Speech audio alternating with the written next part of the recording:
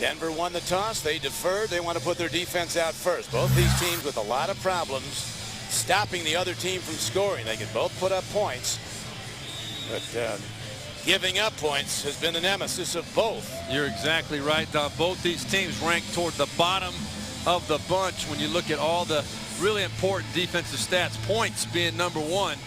No team has given up more points than Denver. Defensively, 415 points. And Houston not far behind. So these teams are a quarterback's dream in terms of going out there knowing going into the game you got a chance to put up some big numbers. Hauschka ready to kick off now for the Broncos. Steve Slayton is back, and he'll take it at the 2 at the goal line. It carries deep. 15, cut back move, gets to the 20. Pretty much a win for special teams coverage of the Broncos, and now Matt Schaub leads the Texans offense out. Number 8 from Virginia, 4th in the NFL in passing yardage. He is a very productive guy. Took a lot of hits last week in a loss. Over 3,800 yards passing this year, though. 22 times he's thrown for touchdowns. And nobody other than Peyton Manning in the NFL the last 2 seasons has produced anything close to what Matt Schaub has done. So he's the guy that really has established himself as a legitimate big-time quarterback. 3 years at Atlanta, who drafted him, now in his 4th year with the Texans. To the run early. Broncos are all over it. Stop is made. Is coming up to make the hit is DJ Williams as we look at the rest of the Texans on offense. Eric Winston, an important part of their pass protection at right tackle. Looking at their skill position players, Owen Daniels is a very important guy. Missed a lot of games this year with an injury. He's back, and he opens up the middle of the field for Schaub. And again, minus Andre Johnson, Jacoby Jones is the guy that has not done a whole lot this year for the Houston Texans. They expect big things. Again, the run. Again, the Broncos are all over it. Broncos' run defense has been blistered of late, but not today so far. If you look at their down 3, Justin Bannon, they're looking to get some pass rush out of him from the right end position. Linebacker core, Hagan's been a very productive player. He is 5 sacks to lead the team. You talk about getting blistered too, Don. Last week against the Oakland Raiders, Denver gave up 264 yards rushing, including on the very first play of the game, a 71-yard touchdown to Jacoby Ford. Now a penalty marker goes down. Ball is thrown out to the 25-yard line on a crossing pattern, but let's see what the call is. Ron Winter, our official. Nate Jones was on the stop on the play as Daniels comes across.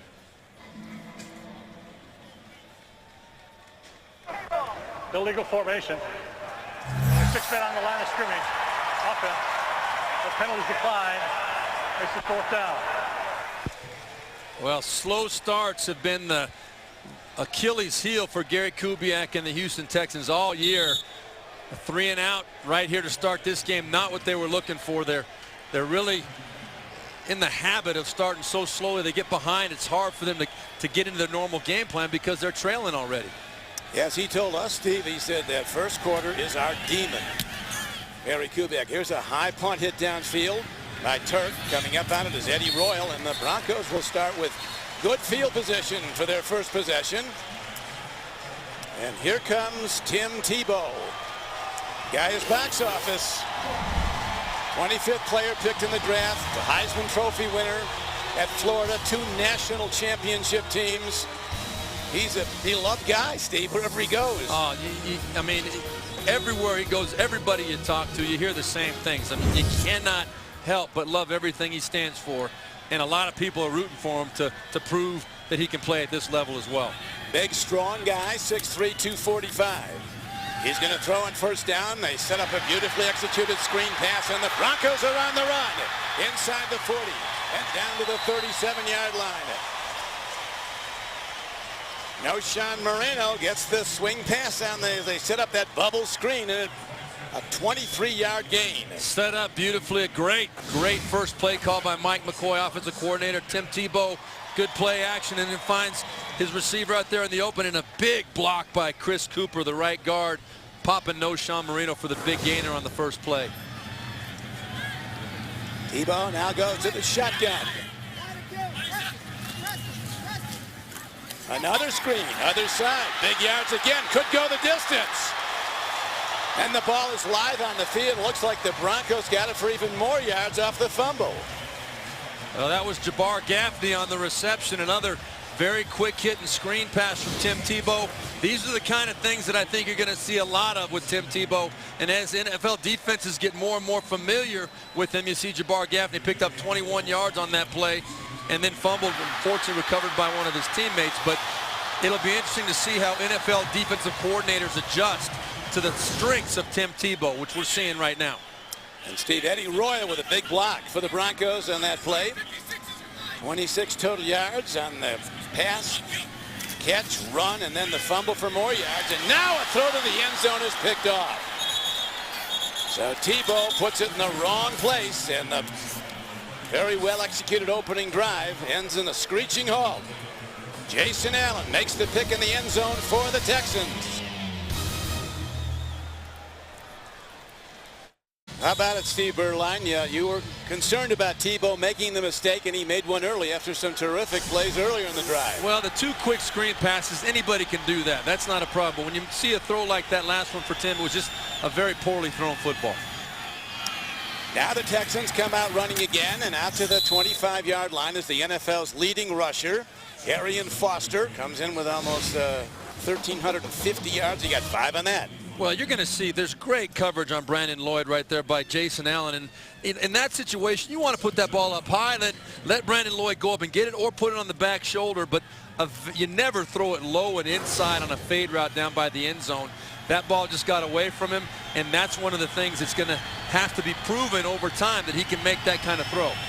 And that was really in the wrong place. And now the Texans go back to the run. Cutback move. Arian Foster, a phenomenal success story. Unrestricted free agent out of Tennessee in his second year. 1,345 yards coming into this game. Number 1 in the NFL. 60 receptions. He is playing with injuries, though.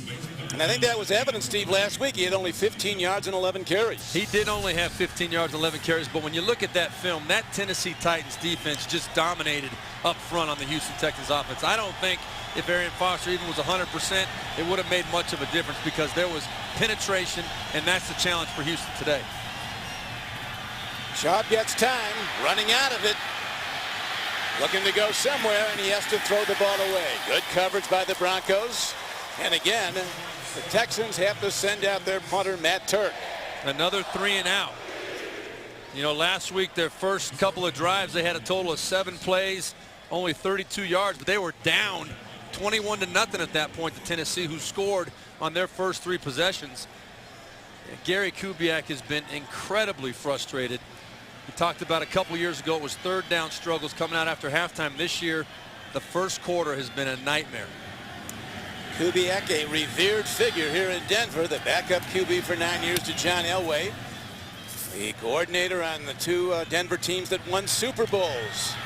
Eddie Royal gets a block and turns the corner, and Eddie Royal's on the run across the 40-yard line. 50-yard punt, 19-yard return. Cassius Vaughn, big on that return. Great block by Cassius Vaughn, sprung Eddie Royal on that 19-yard punt return, and now the Broncos with their second possession, starting from their 41, 1st and 10. Tebow engineered his team down the field through the end zone interception on the first possession. Marino, not much. Damian Lewis, the lead tackler on the play for the Texans. As we look at a revised playoff picture, New England has clinched home field advantage in the AFC. 13-2 after a rout win at Buffalo today. Pittsburgh has clinched a playoff berth. Baltimore and Jacksonville have gone to overtime. If Jacksonville should win that game, the Jets would be in, even though they lost to the Bears today as a wild card team.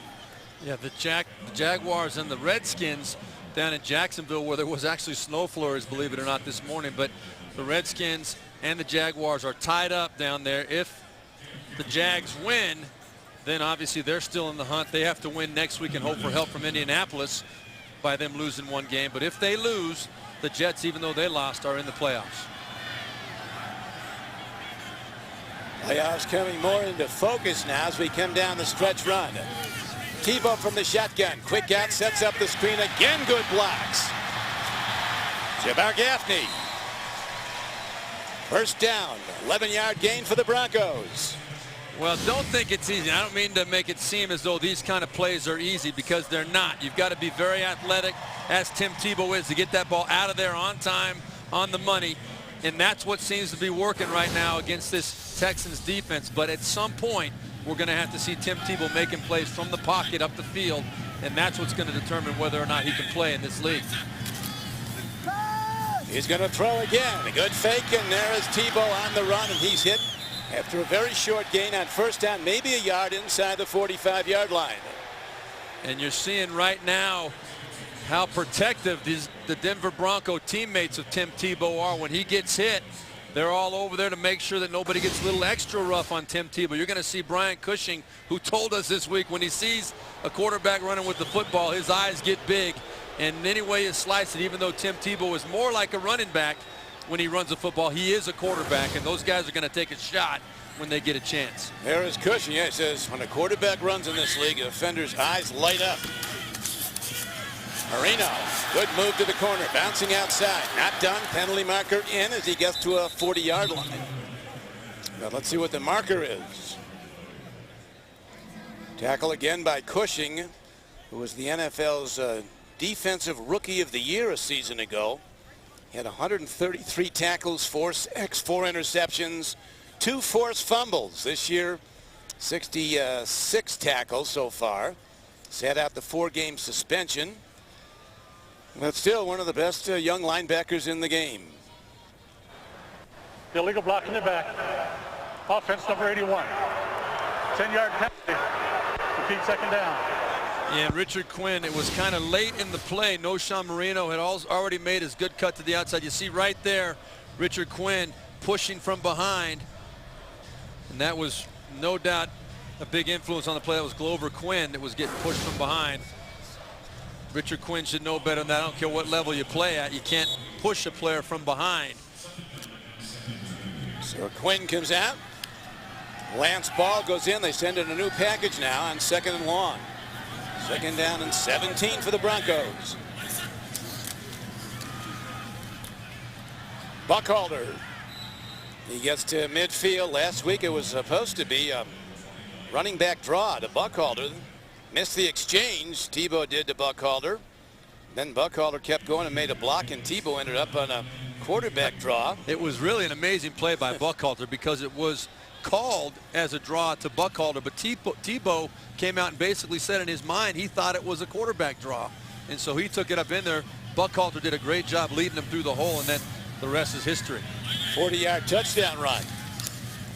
There's that screen again, and again it's open for business as they get it down inside the 45-yard line of the Texans, down to the 42. Well, I like the creativity that Mike McCoy is showing, finding different ways to get the ball from Tim Tebow to his playmakers with good, quick, safe passes. 3rd and 14. There aren't many plays that anybody, and there you see Mike McCoy, there aren't many plays in anybody's playbook where you can really count on picking up 15 yards. So right there with a young quarterback, put him in a position where you might get a big play with the right defensive look, but don't put him in a position to make a bad play. So now the Broncos punt. Jacoby Jones is back at his 10-yard line for the Texans. Well-placed punt. Jones signals the fair catch and makes it at the 8. Well done by the Broncos. 33-yard punt and no return on the fair catch. Each year, you know, you try to get some guys to come out and help give back. But these people are less fortunate than we are. You know, they're in a situation where they need a helping hand, and I want to be a part of it, and I try to encourage others to do it as well. Champ Bailey hosted the annual Broncos holiday party at the Crossing, which is a transitional living facility in Denver. Each family in attendance in the Crossing facility of the Denver Rescue Mission enjoyed a traditional holiday meal, received a special holiday gift bag, and a lot of good fellowship from the Broncos.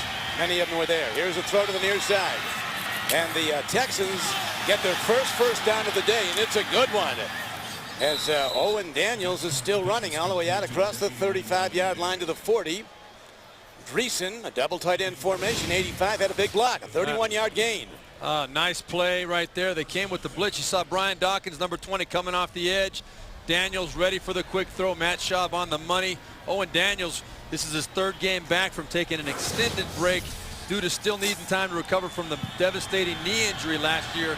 Coaches are really happy to have him back playing well. Beautifully thrown ball by Schaub on a slant pattern to midfield and to the 49-yard line of the Broncos. So consecutive first downs on consecutive pass plays. There is the final. The Redskins prevail over the Jaguars in overtime. That means the New York Jets are in the playoffs. They've clinched a wild card spot. And Jacksonville obviously needs a little bit of help from Indianapolis. San Diego didn't get much help from Kansas City today. Kansas City, blowout winner. Now the run play again. Both these teams, Steve, have tightened up their run defense, which has really been very weak in the recent games. Jamal Williams, the longtime San Diego Charger, 3 times a Pro Bowl player with them. First year with Denver makes the stop. Arian Foster's lucky to have his head on still. Jamal Williams right there with the clothesline. I'll tell you, it is it is rough sledding in there between the tackles. Jamal Williams, very athletic play right there. Laying up to the center, Chris Myers.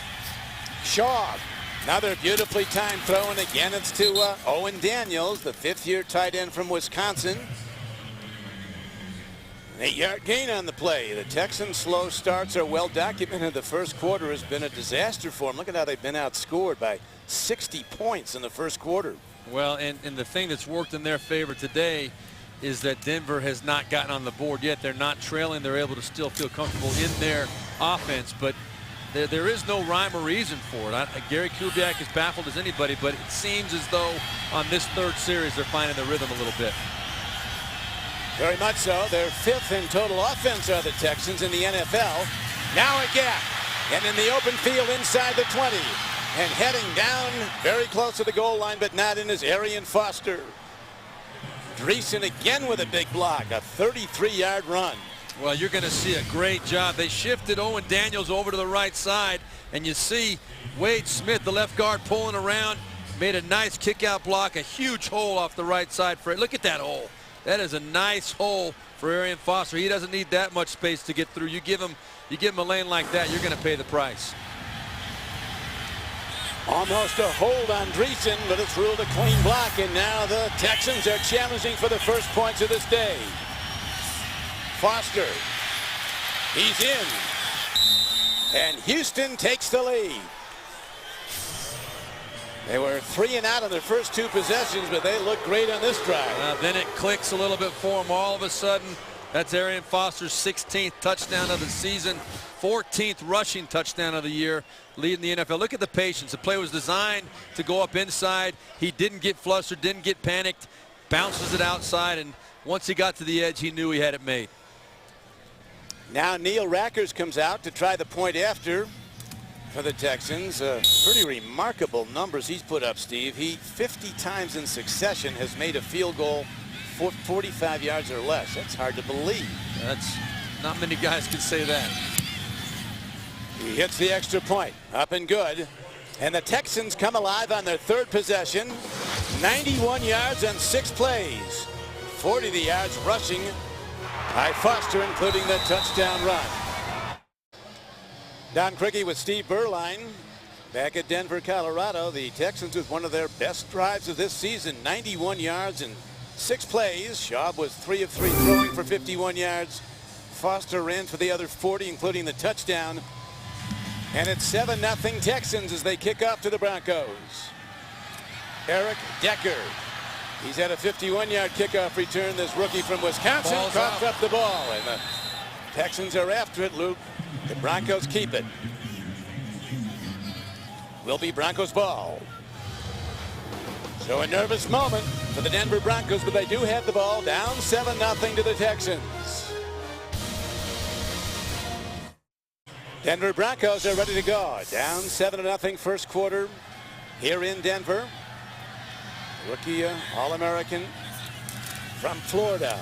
Tim Tebow, another play fake. Long ball downfield, right on target of the 41.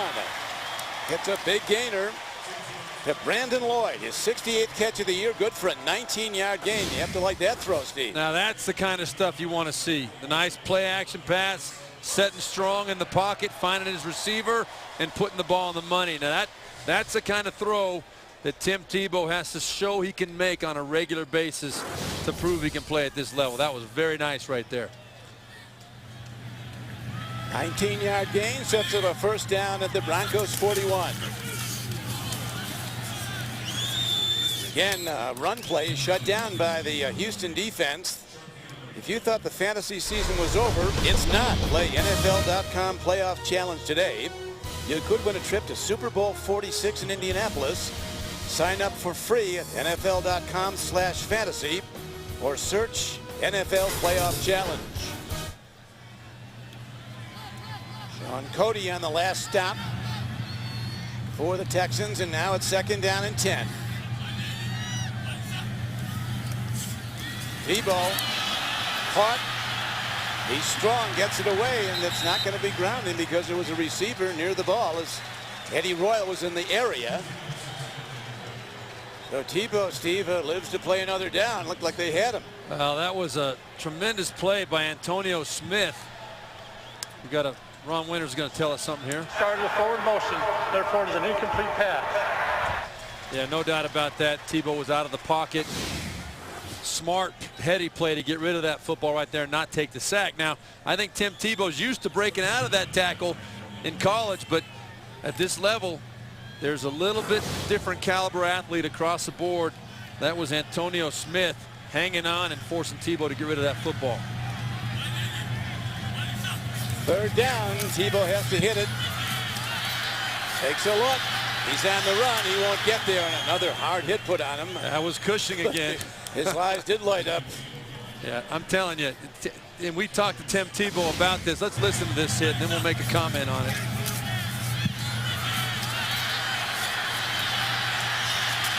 Yeah. Man. Now, Tim Tebow is a big, strong person. He's not playing in the SEC anymore, and that's no disrespect to the SEC. Everybody on this field can hit, and they're not afraid of a 245-pound quarterback running up in there. He's going to take some shots, and he's going to have to get used to it. Britton Colquitt hits another punt. Colby Jones coming up on the ball and gets it at the 13-yard line.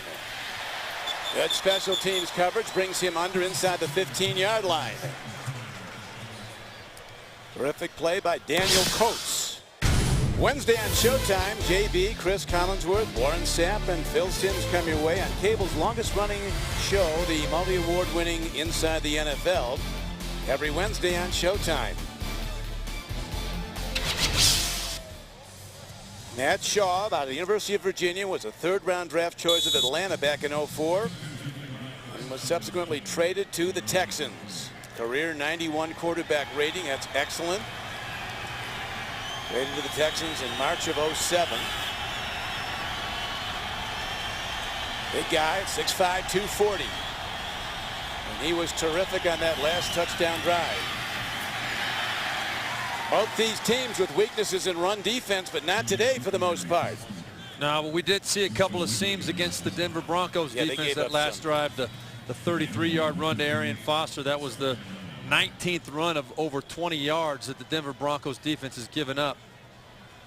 As we're winding down and out now at the end of the first quarter, the Houston Texans, who've lost 7 of their last 8, hold a 7-0 lead at Denver.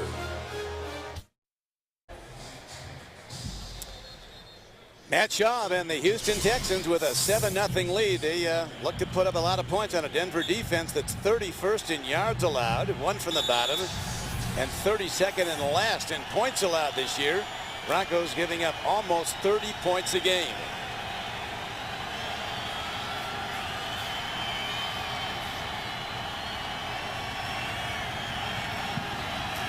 Broncos come with a blitz. Shaw burns it. Across the 30, on the run, Jacoby Jones a long way from done as Jones is inside the 40-yard line and down to the 38. Well, you called it right, Don. That was An all-out blitz by Denver. Matt Schaub knew exactly where his safety valve was, Jacoby Jones. Now, Jacoby Jones is not a small receiver. 47-yard gain right there. He knows what to do with the football. He's been bumped up by injuries all season long, but the last few weeks he's been healthy, starting to show flashes of the kind of playmaking ability that this Texans coaching staff has always known he's had. Big play right there. Texans offense struggled early. Now they're looking really good. Here's Schaub all day long, shooting the long ball downfield, on target at the 5. Beautifully thrown ball to Jacoby Jones for a 33-yard gain. First and goal, Texans. Don, one of the staples of the Gary Kubiak offense is the good, hard play action. You're going to see right there, when you got a running back like Arian Foster, the defense has to react. And then Matt Schaub does a great job of knowing when to set up and how to use the field to get the ball to his wide receivers. Nice route by Jacoby Jones and a very well executed play across the board. Foster looking for a cutback lane, and he gets down to about the 3. He is the game's only score of the day on a touchdown run. Tackles by Woodyard and Ronaldo Hill for the Broncos. But right now, Houston's offense is dominating the Denver defense. Well, we're documenting how much of a struggle it's been for this Denver defense all year. That last pass play right there was the 73rd play against this Denver defense of over 20 yards on the season. That's absolute last in the NFL. So they've got a very young secondary giving up a lot of plays. Giving up a lot of plays, a lot of yards, and now a penalty marker is thrown in by the umpire. Often signals an offensive hold. We'll see. Mario Hagan was on the stop.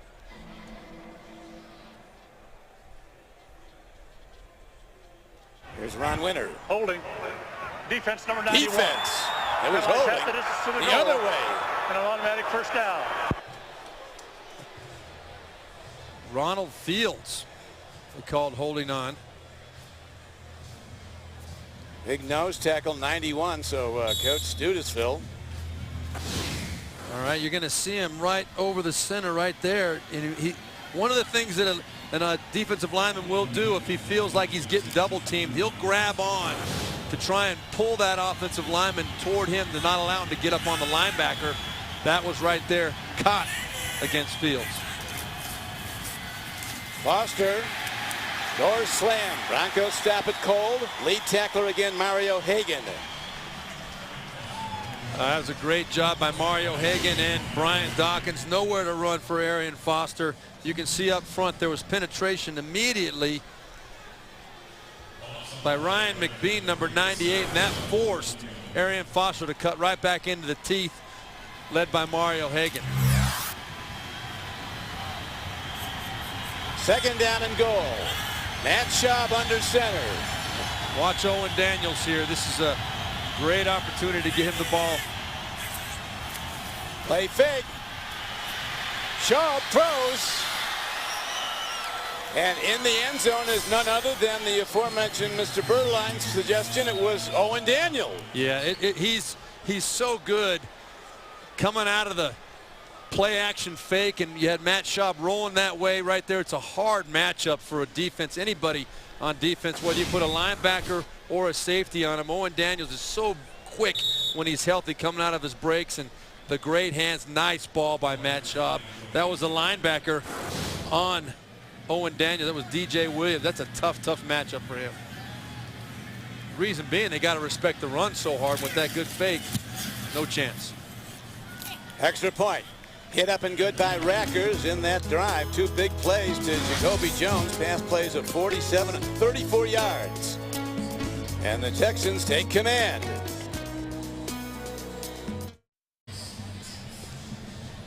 Texans with 2 terrific drives. Their last 2 possessions. That one was 86 yards and 6 plays. Previous one was 91 yards and 6 plays for a touchdown as they take early command of this game. 14-0 at Denver. Here's the kickoff. Parrish Cox lets it go out of the end zone for a touchback. And Tim Tebow and the Broncos will have the long field to go. Coming up on the Sprint Halftime Report, join JB, Dan, Shannon, Boomer, and Coach Cowher For all the latest NFL scores and highlights, that's coming up on the Sprint Halftime Report.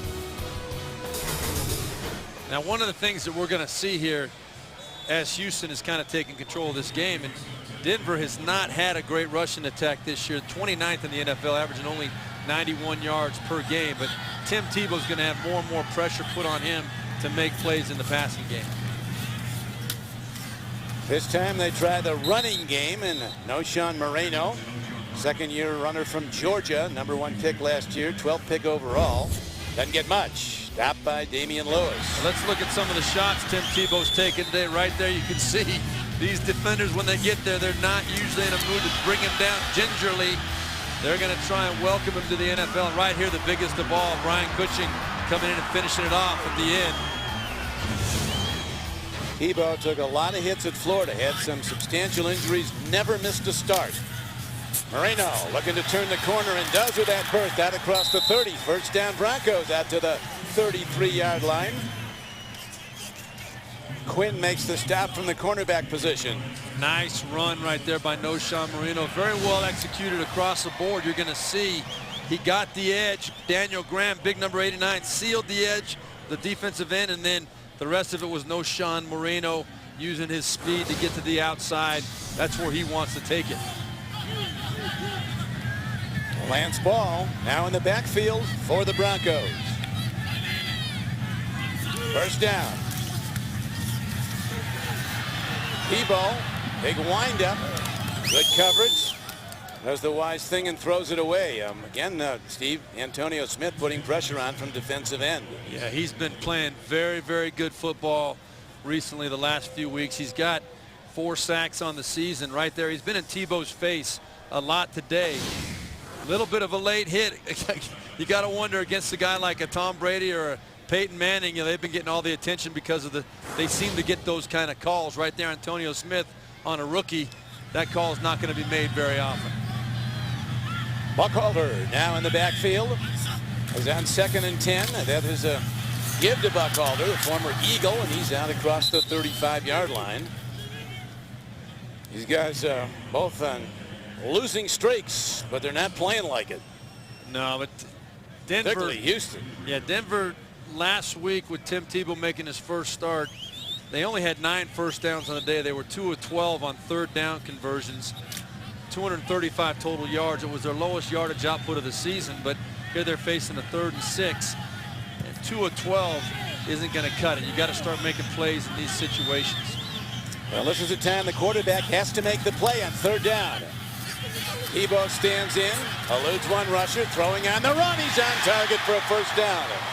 Eddie Royal on a crossing pattern mirrors the rollout of his quarterback and is downfield for a 13-yard gain. Really nice job there by Tebow. He got some quick pressure. No one questions his athletic ability. You're going to see he's getting pressure off of his front side right there. Again, it's Antonio Smith, and Tim Tebow feels it, gets outside, always comfortable throwing on the move, and a nice throw and catch to Eddie Royal right there. Tim Tebow not afraid to show his emotions at all.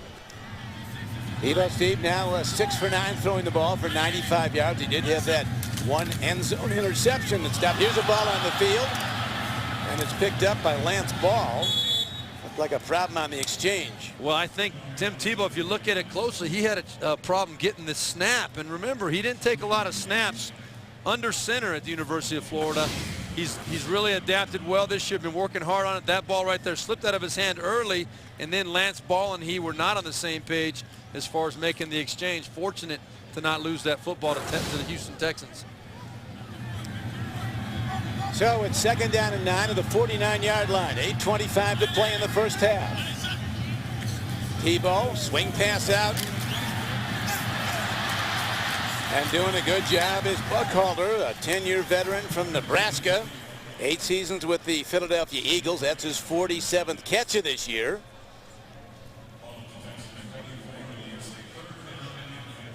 This is a Texans defense too, Don, that they started the season out 4-2 going into their bye week, but the big thing that bye week signified was the loss of D'Amico Ryans, their middle linebacker, who really is the heart and soul of that defense, or has been for the last several years. And since then, they have not been the same football team. They've really struggled defensively. And how about the loss of Mario Williams?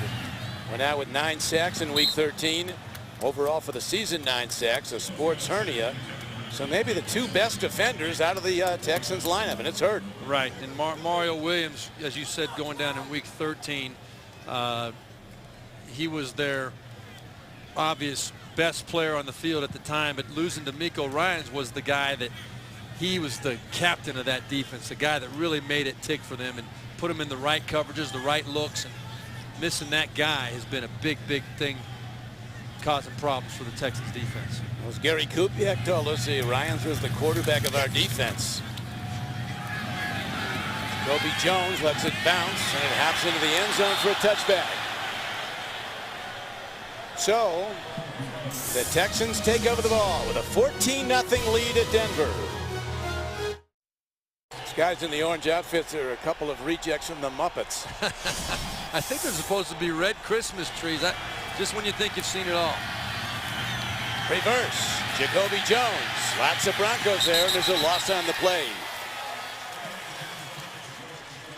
That was a great job by Justin Bannon and Jason Hunter there to keep their discipline. But let's look at Arian Foster. He's been a big factor, as he is always, for the Houston Texans. You get a hole like that, I think a lot of running backs can get through it, but Arian Foster, he knows how to get it in the end zone. That's the bottom line. Oh, yes, Chick Harris, the running back coach. What makes Foster so good? He said, well, he's 230 pounds and he can run fast. That's a start. It's a nice combo.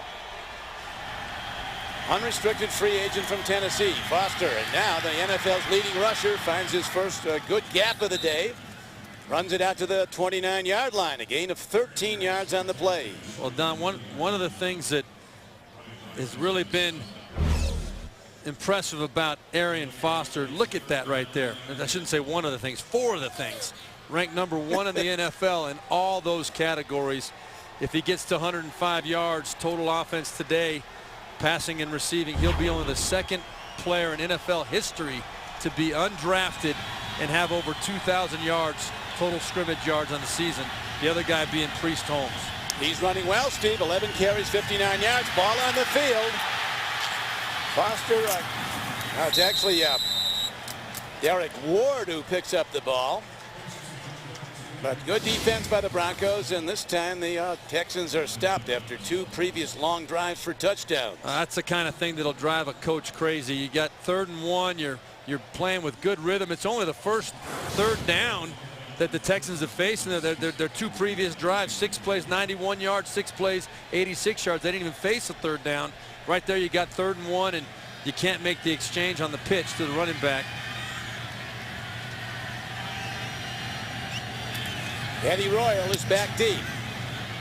The punt hit by Matt Turk. From the 20.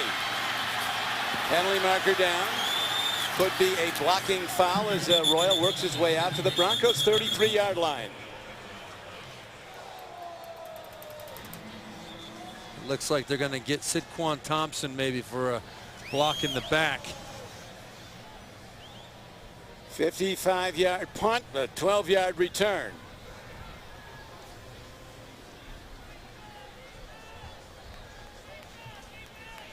Here's Ron Winter. During the return, illegal block in the back. Number 22 of the return team. Penalized half the distance to the goal. First down. You can't fault the effort. Sidquan Thompson just trying to help out, but Ron Winters and his guys, they caught it.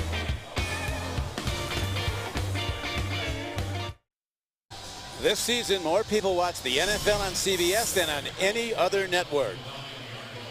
Ball at the 9. Broncos with the ball. First down and 10. Down on their home field of the Texans, 14-0.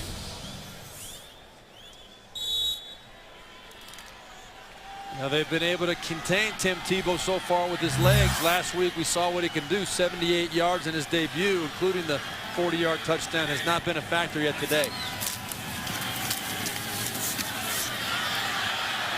Looking to cut back. O'Shawn Marino at 5'11", 210 pounds.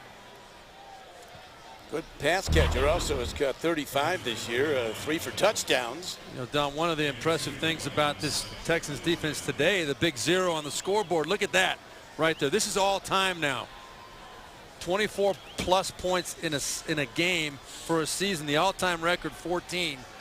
Houston Texans today, they've given up 13 times over 24 points on the season. Not a good combination for winning. And again, good defense. Daryl Sharpton working in the middle today, and Zach Dials combined on the stop. And the Broncos, whose offense has stalled, start to hear it from their fans. Well, again, Don, it comes down to, can you truly run a full playbook? Can you feel comfortable running a full playbook with an inexperienced quarterback with the skill set that Tim Tebow has at this point? He's a work in progress. Mike McCoy right there, we see he's got a lot of proving and getting better to do. Very good first impression, but a long way to go. And that's right there. I feel terrible for Jabbar Gaffney because he took one right in the chest. Boy, but you go to the well one too many times. They've thrown about 8 of those quick screens. And eventually, in the NFL, a defensive coordinator is going to figure it out. And they're going to say, okay, that's how you're going to attack us? Well, let's see how that feels. And Jabbar Gaffney right there, not feeling very good. That was Jason Allen with the big hit. Tebow 7 of 12 throwing the ball today for 100 yards, 1 interception, and Gaffney, a very important player. Of course, Jabbar Gaffney started out as a Houston Texan. Don Criqui with Steve Berline. That throw to a fellow Florida Gator. Jabbar Gaffney by Tebow turned Gaffney into Gator bait. I mean, he got laid out. He's got up, bounced off though, ran off the field. Now a punt. Jacoby Jones for the Texans from the 36. Runs quickly into the gap and gets a good return out close to the 48-yard line. Good starting point. 51-yard punt and a 13-yard return by Gaffney. Looks like Jabbar Gaffney is ready to come back in when needed. Jacoby Jones punt return of 13 yards gets the ball to the 47-yard line where the Texans go again with a 14-point lead. 4:04 to go in the first half. Schaub, nicely timed throw. Owen Daniels somersaults to the 48 of the Broncos.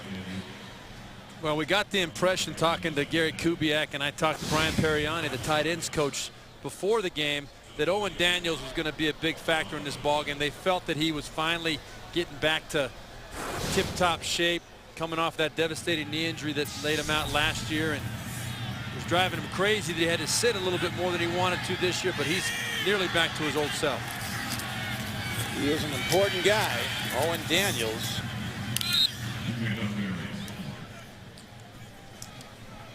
Schaub, slow start, 2 3-and-outs, and then some really nice stuff. Well, you hit it on the head. When you're going 3 and out, you see he was only 1 for 2 on the first 2 drives. When you're not making a first down, it's hard to get any rhythm going, but the last 4 drives, 7 of 7, 140 yards and a touchdown. That's more like the numbers we're used to seeing. Texans started the year like a playoff team. Started 4-2. Lost D'Amico Ryans, their quarterback on defense, the middle backer, and they subsequently lost 7 of their last 8 games. Woodyard makes the stop on a short run, but it's enough for the first down. Well, Gary Kubiak's got to be feeling comfortable now. He's not used to looking at a 14-0 lead as he looks at the field. They've had a lot of tough losses this year. He told us, we were talking, he said, if you look at it, we've had 5 losses on the last possession of a ball game, 3 of them on the last play of a game. You remember the Hail Mary pass that was well documented. It killed them several weeks back, last play of the ball game. Well, they've had 4 heartbreaking losses. Unbelievable. Now, beautifully executed swing play, and the Broncos are toughing on defense. They can't stop James Casey as he gets it to 22-yard gain. A big block by Eric Winston. Casey, who caught a lot of balls at Rice University in Houston, makes a big play.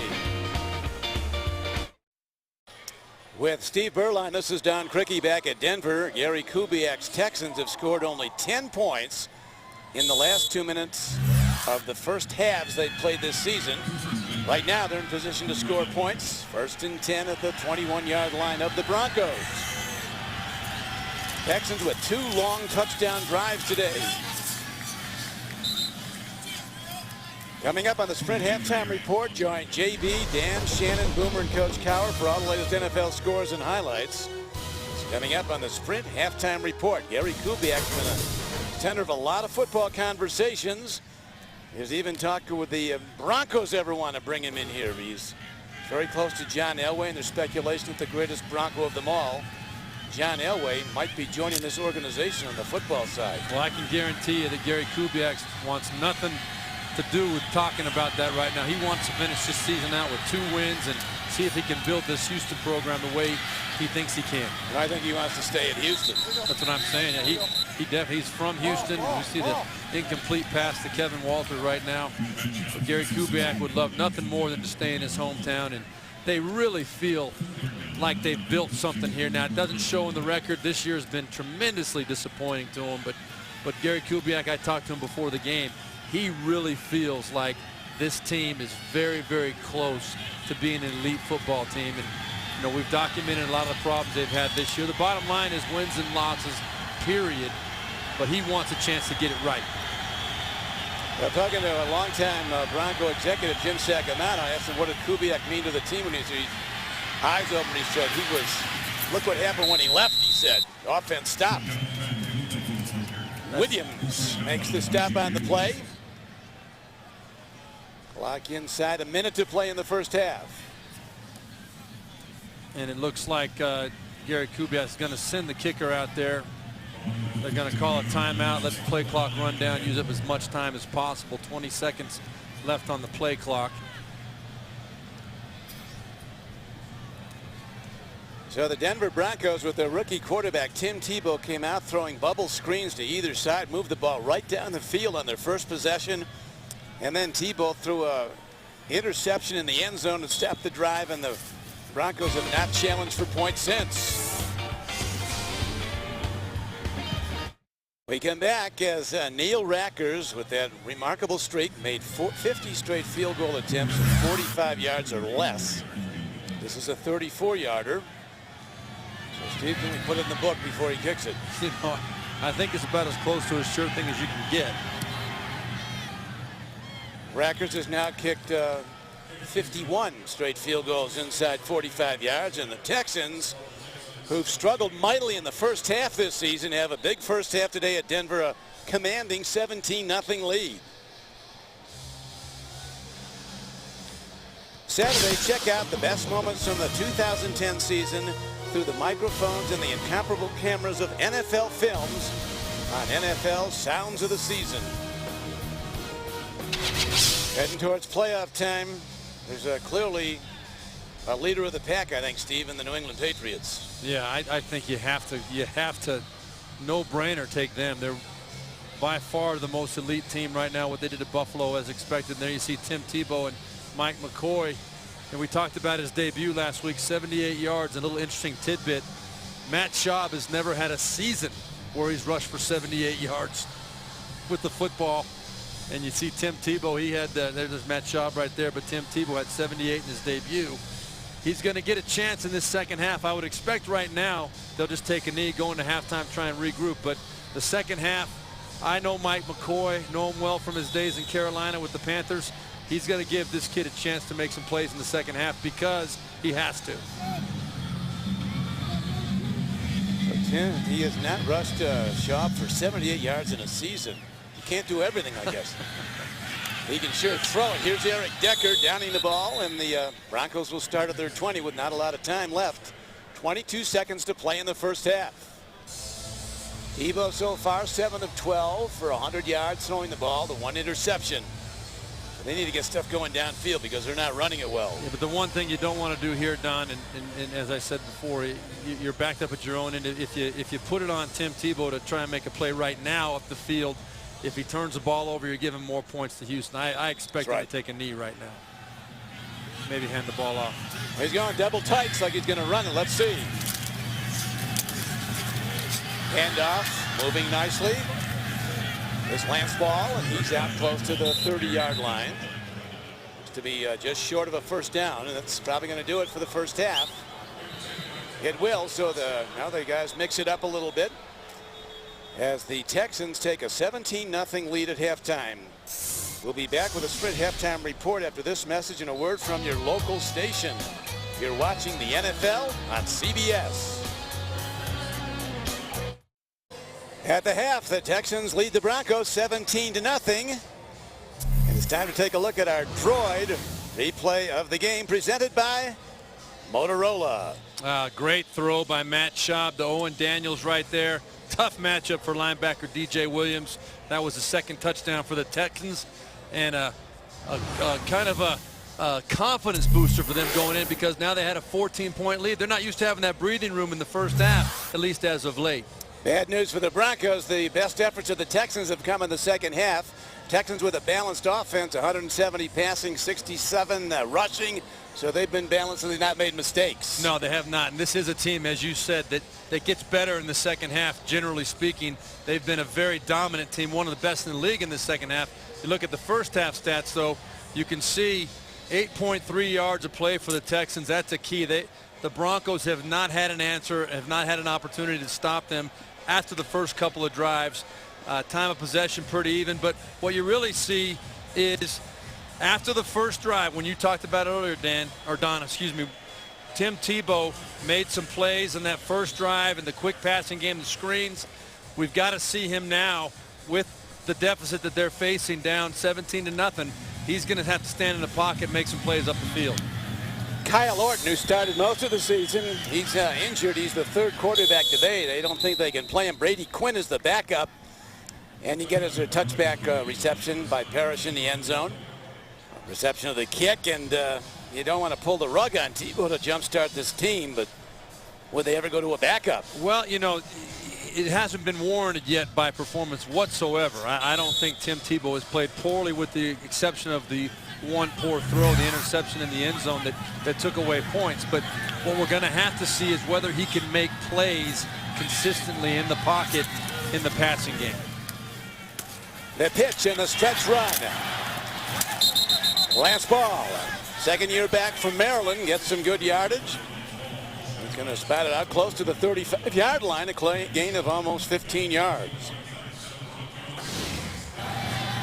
Darryl Sharpton, 51, makes some noise when he hits. Yeah, the rookie, fourth-round draft choice out of Miami. He's a guy that the Texans coaches are very excited about. We've got a player hurt down there right now on the field. That's Sean Cody, defensive tackle. So Sean is attended to. Breaking the action at Denver.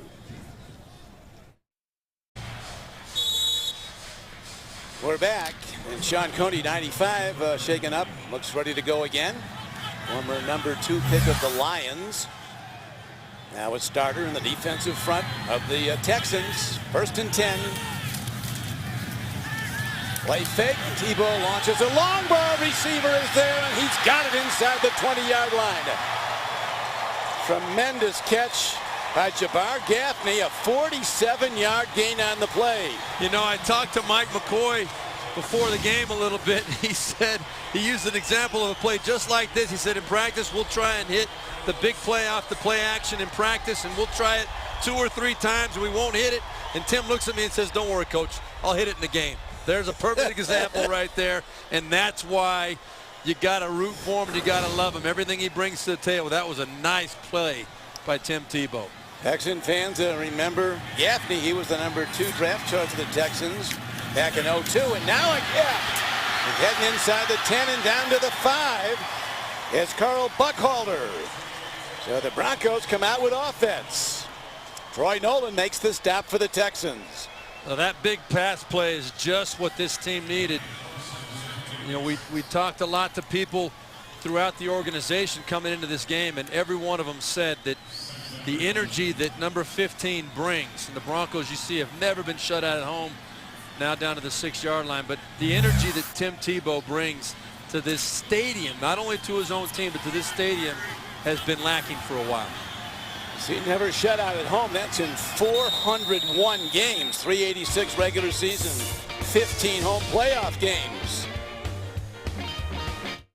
One of the signal figures on the Denver skyline, the Stallion, atop the Invesco Field Mile High scoreboard. Studesville interim coach Matt Schaub, quarterback for the Texans. He's played great football, and now Tim Tebow looking to get the Broncos in the end zone for the first time today. Down to the goal line. Touchdown Denver. Carl Buckhalter.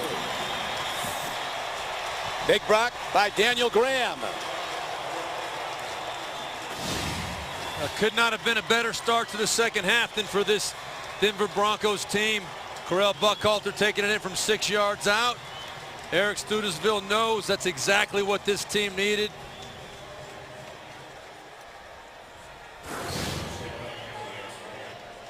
Hauschka now ready to try the point after. Guy who started at Middlebury College and ended up at North Carolina State. And he knocks through the extra point. The long pass to Gaffney, now officially a 50-yard play. It was 47 when he went down with a diving catch. Then he rolled 3 yards before he was touched. And then Buckhalter 6 yards out on the payoff end. Broncos kick off when we come back.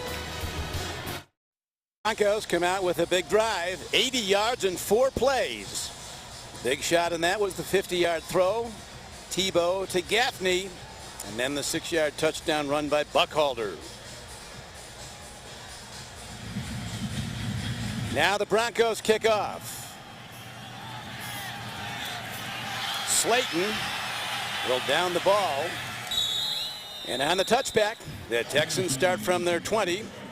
Celebrate with the best when America salutes Paul McCartney, Oprah, and more. It's a spectacular all-star evening at the Kennedy Center Honors. Tuesday, only CBS. We talk about the Houston Texans. This is a team that is very, very efficient in the second half. You see 54 points scored on the opening drive of the second half. They've got the third best point differential in the second half, plus 51. They come out with power football out to the 30-yard line. Boy, what a good run that was. That whole left side of the Texans offense. Dwayne Brown and Wade Smith, Chris Myers, the center, came up and made a statement on that play right there. You saw Vontae Leach, the fullback, number 44, coming around, leading up in there. That's just a straight physical play saying to the Denver Broncos defense, you know what, get used to it, we're coming at you again. Got some good blocks. Woodyard, the lead tackler. And it's a first down at the 30. Play faking. Schaub gets a long look. Going deep. Incomplete at the 30-yard line. Goodman was covering. He's been a target often. Andre Goodman at right corner. For a very good reason. Champ Bailey's at the other corner. You don't want to throw there. Well, I want you to watch right here. You're going to see Owen Daniels coming across underneath the intended receiver right there. Matt Schaub that time decided he wanted to get a little bit greedy. But look, right there you can see wide open underneath. That would have been the right throw for Matt Schaub. It was a big gain coming across the field. That was Owen Daniels. You don't get many good opportunities like that with the man coverage to hit a guy on the move that far up the field. Schaub again, looking, he screens the ball, and there's room to run.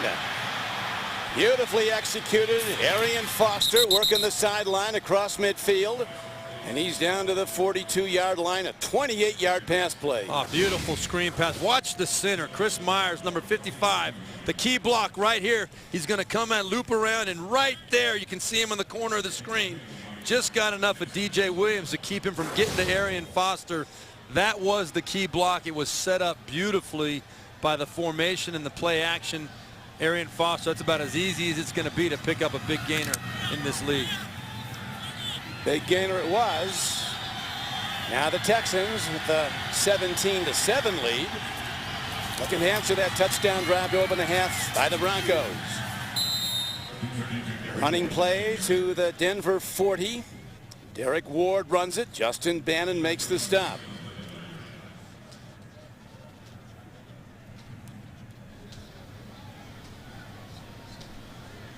Well, that screen pass to Arian Foster put him over the 2,000-yard mark for total yards from scrimmage. only the second undrafted player in NFL history to do it. You saw Priest Holmes did it 3 times.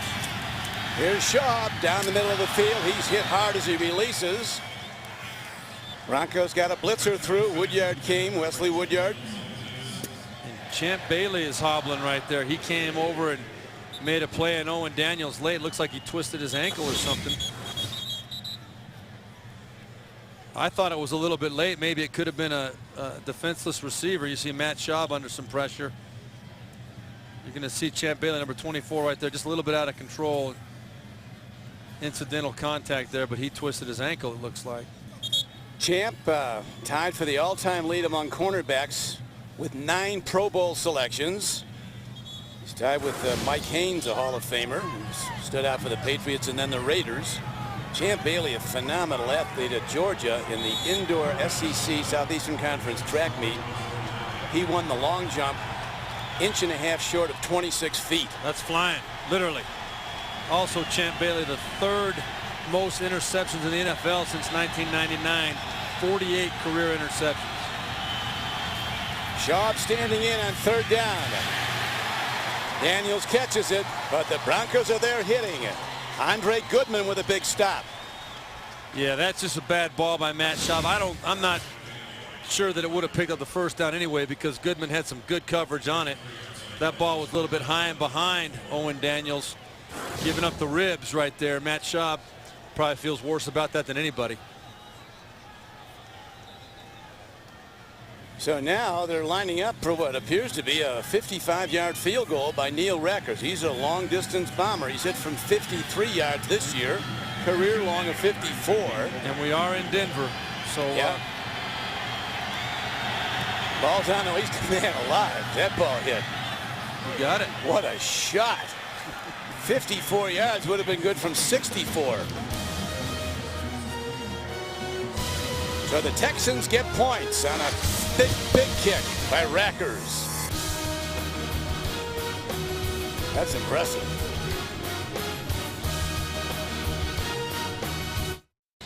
Neil Rackers, a 54-yard field goal.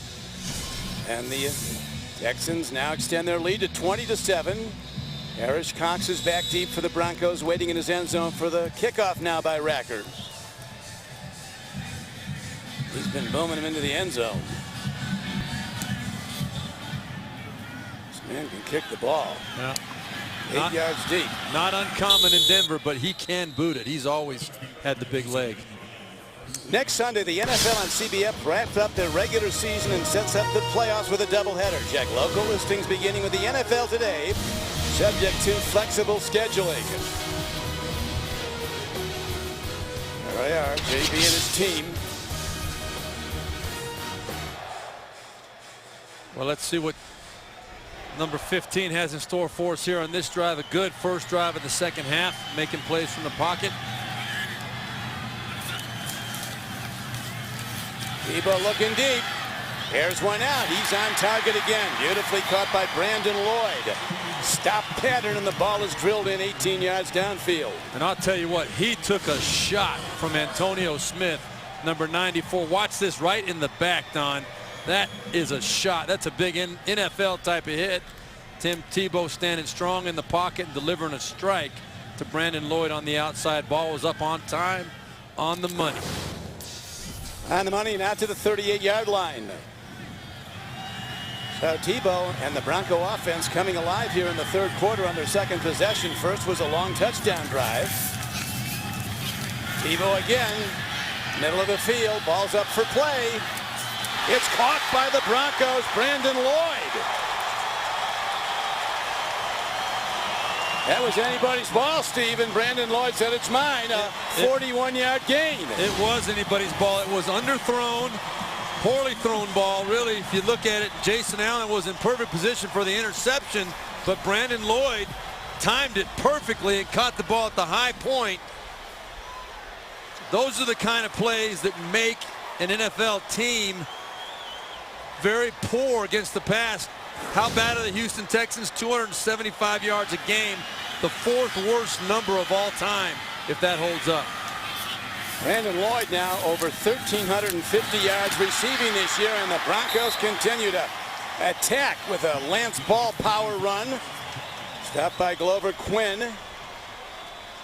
One of the things Gary Kubiak told us in talking about his defense, he talked about the young secondary, the youngest secondary in the NFL was his statement, and you can see how little experience they have. And he said, looking back on it, they made the decision to go with the youngest secondary in the NFL. Turns out it probably wasn't a great decision. That's what he said, yeah. Kareem Jackson, the #1 draft choice at right corner, starting as a rookie. He was an integral part of the national championship team at Alabama. Tebow looks, end zone throw. Coverage is good, and he overshoots probably intentionally. Brandon Lloyd the target again. You're exactly right, Don, and that's a really good decision by Tim Tebow right there, because he made the decision to go to Brandon Lloyd. Right, wrong, indifferent, doesn't matter. He made the decision, and down here in the red zone, you've got to make quick decisions. He committed to it. You look at his numbers first half, second half, but it wasn't there. He made the smart play, threw it away. And lives to throw another down on 2nd down and 10. Run the ball down to the 9-yard line. So now a very big down coming up for the Broncos and the Texans defense. Damian Lewis makes that stop on Lance Ball. Well, this Texans defense is ranked 31st in the NFL in the red zone. Just another one of their major defensive issues. What do you think he's going here, Steve? Well, you got to think Brandon Lloyd, who's singled up here at the top, but I think that Houston's probably expecting that too. They're revolving a safety over that way. Yeah. You got double on him. Here comes the heat. There's the throw. High arcing throw, and caught way out of bounds by Eddie Royal. Yeah, Tim Tebow made the right decision, had the one-on-one coverage. They definitely took away Brandon Lloyd with the double safety over the top right there. A shot at Eddie Royal right into our cameraman. Way to take one for the team, but definitely out of the end zone. Nate Spearman taking one for the team. Great work again today by our entire CBS crew as Hauschka comes out to try the field goal. They hated to settle for this, I'm sure. The Broncos. About to run out of time here. But it's points. 27-yard field goal. It's a 20-10 game Texans.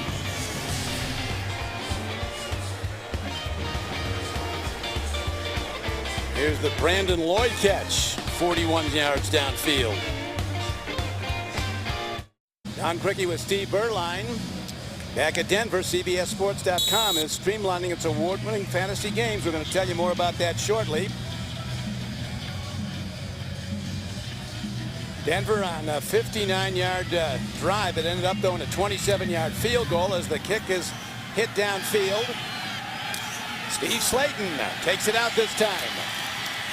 Looks for a gap. 2 arms on the ball, and he drives to the 20-yard line.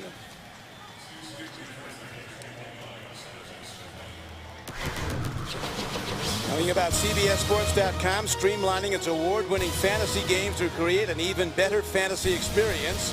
Visit CBSSports.com/sneak preview. Sign up for an alert when fantasy games launch.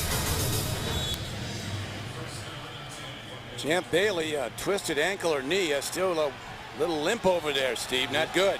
Does not look like he has any intention of coming back in. That is not good for the Denver Broncos secondary. One day he'll be a first ballot Pro Football Hall of Famer, one of the great ones. Swing pass, Owen Daniels. Good open field tackling. Marcus Thomas got a hit in. Oh, what great pursuit by Marcus Thomas to shut down that screen as we look at the NFC playoff picture. Atlanta is in. Chicago won their division, beating the Jets today, but ironically the Jets also got in. And Jacksonville lost. And we hear overtime. We hear that Green Bay is up on the Giants right now, 21-14 in Green Bay. Schaub threads it in beautifully to a possession receiver, Kevin Walter. Walter with his 49th catch of the year for the Texans, a 14-yard gain. Nice job by Matt Schaub standing in the pocket there. Pressure coming, but he's so comfortable in this offense. He's been with Gary Kubiak now for 4 years, and they really have a rhythm. He knew exactly where to go when the pressure was coming. Hit Kevin Walter right in stride. A nice pickup. You will get better playing quarterback for Kubiak. No doubt about it. Stretch runs. Toss. Foster turns the corner, and he is across the 40 and out close to the 47-yard line. Looks like he's going to have a first down. Oh, that was a tremendous run by Arian Foster right there. You had a lot of pressure in the backfield. You had Parrish Cox, number 32, and Mario Hagan bursting into the backfield, causing penetration. Arian Foster did not get rattled at all. We've got a player down on the side. That's Marcus Thomas again. Tremendous run, though, by Arian Foster to stick with it, to trust it, get it to the edge, and turn the corner, make a nice big gain out of it. And he, Steve, is putting up Arian Foster-type numbers today. 87 yards on 16 carries. He had only 15 yards last week on 11 carries. Well, as we've discussed, it's good to see Marcus Thomas walking next to longtime athletic trainer there, Steve Antonopoulos, the Greek, as he's known here in Denver. He came with the franchise, didn't I think, he's been here a long time. Rehabbed me through an injury or two here while I was with the Broncos as well. Playing for that man, Gary Kubiak. Well, the mile high, the altitude is not bothering the Texans. Kubiak says the best thing is bring your team in late. Don't come in early. A couple days early. Here is a nice catch, beautifully done. Extending for the ball, Jacoby Jones. And he has the ball down to the 42-yard line of the Broncos, an 11-yard gain. Nice catch, but really a great job by Matt Schaub. You could see how he scanned the whole field on that play. He was looking to go to the right side, but coverage took him back to Jacoby Jones. He read the whole thing perfectly, got it back, and delivered a strike on the backside of Jacoby Jones. So Schaub is now over 4,000 yards passing for this season. And again, that good speed despite his 230 pounds, but a superior open field tackle. Parrish Cox comes up from the corner 32 and makes the stop. Well, on the previous long run off this outside action to the right, Parrish Cox did not make the play, had great penetration in the backfield. He won the battle that time. A nice open field tackle for a loss of a yard on the play. Gary Kubiak said of Schaub when we talked to Gary that he has a chance. He's good now. He says he has a chance to be great. And he said great quarterbacks are measured by wins and losses. And unfortunate what's happened this year, but that's what it's going to take to get that designation. Long ball, coverage good by Cox. Now a marker late.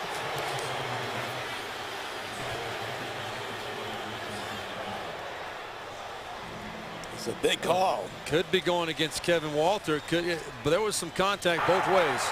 That's interference. It is, yeah. Separation. 10-yard penalty. Repeat second down.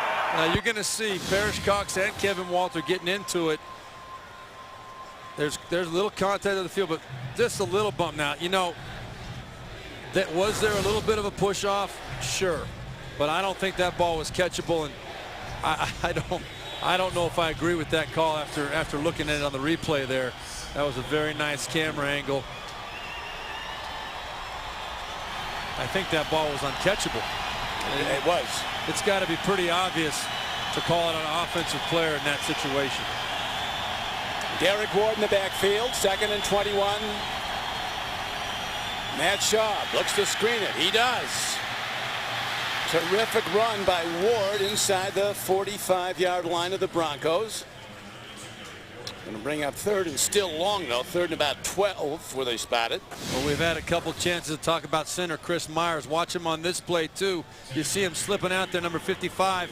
The key block right there on Wesley Woodyard to spring the big play to get back half of what the Texans needed to make up. About nine of the 20 yards they needed to make up. So that's all Gary Kubiak was looking for. Get yourself in a makeable 3rd down situation. Needs 11 to make it. Here come the blitzers, picked up beautifully and defended beautifully by the Broncos. As Joel Dreesen, tight end from Colorado State, had his hands on the ball, but Dawkins separated him from it.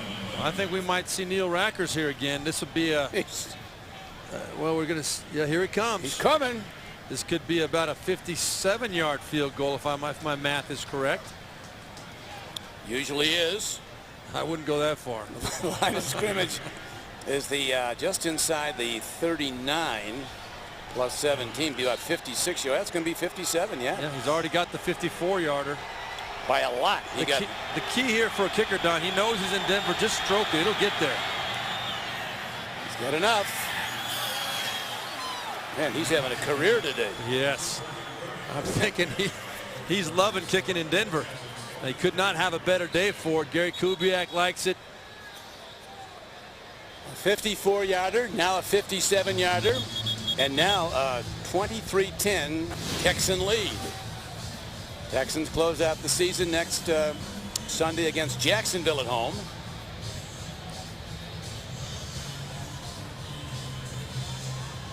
And that kick tied the Houston Texans all-time franchise long field goal of 57 yards. Wait till the Texans' next possession before we say that. Exactly right. Neil Rackers, an 11-year veteran from Illinois, came in hitting 22 of 25 for the season, 88%, which is exceptional. He was 1 of 2 from 50 plus. Today he's 2 of 2 from 50 plus, 54 and 57, and he has been exceptional. And again, Parrish Cox goes back for the Broncos, standing in his end zone. Broncos have had a hard time getting kick returns off the kickoffs of Rackers. It's amazing, these kickers, you know, even the really good ones, most of them with a bunch of different teams. Yeah, they bounce around. You know, it's a kind of what have you done for me lately business. The Rackers had really established himself there in Arizona, and you know, he had a year or two where he was kind of so-so, not at the level that they were accustomed to, and now it's Houston's game. This will be run back. Cox from the 5. Gets out to the 25-yard line, and Tim Tebow and the Bronco offense needing a touchdown to get back in this with 2:28 to play in the third quarter, with the Texans in the lead 23-10. Let's get into that age-old discussion, Don, about rookie quarterbacks starting in the NFL. You can see the number of them that we've had this year in the NFL. Kind of mixed bag of results. John Skelton for the Arizona Cardinals, the only one there with the winning record of 2-1. Bradford, the #1 pick, would seem to be odds on to be the NFL Offensive Rookie of the Year. I mean, he's the deal. He is the real deal for sure. I really like him a lot. As you see, another screen pass here. Lance Ball. Tebow very comfortable, softly threading the ball in, an 11-yard gain with a catch and run. Glover Quinn on the stop. Don, I don't think I've ever seen more screen passes in a game than we see right here. Look at the wall right here in front of Lance Ball right there. He's got the lane to get up the field. And here's the thing, both teams running a lot of screens, and they keep coming up nicely. It usually does not work as well when you go to the well that many times. They've run the screen time and again to both sides. Very productive. Here is Tebow again. And Tebow would be well advised not to have thrown that or thrown it away, because the only guy that had a play on it was Jason Allen coming at the ball. Well, a little bit careless with the ball, and you know, Daryl Sharpton. Tim Tebow told us himself. Putting pressure on. Yeah, it was under a little bit of pressure. Tim Tebow told us himself, though, that the difference in this league for him is not the speed, as you hear about from a lot of people, but it's the ability and the anticipation and the instinct of the defenders to react to the football when it's in the air. Right there, he almost paid the price. Yeah, he said you can't surprise them in the NFL. They're looking for it. Marino, good run, gets the ball out across the Broncos 45-yard line, close to a first down, maybe just short of it on a second down run. It's game clock down now to 1:23 to play. Buckhalter is the man. I want you to watch this. Brian Cushing usually delivering the blow right here. At the end of this run, you're going to see Noshawn Marino take him, and boom, there goes Brian Cushing getting knocked out of there. That's a big man, Noshawn Marino, or that's Correll Buckhalter. Took out of the play there at the end, though. Cushing not used to getting knocked back like that. Cushing's a much bigger man at 6'3", 260.